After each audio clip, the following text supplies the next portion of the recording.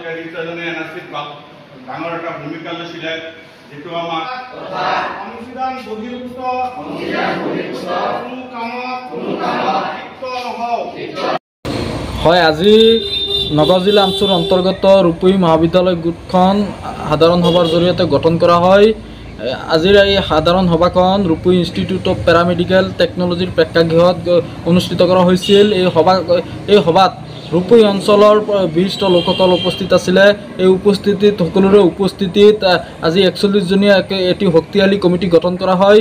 আজিৰ এই শক্তিশালী কমিটিখনত আফজালুৰ ৰহমানক সভাপতি আৰু দুজনক সাধাৰণ সম্পাদক হিচাপে লৈ প্ৰায় 41জনীয়া কমিটিখন গঠন কৰা হয়।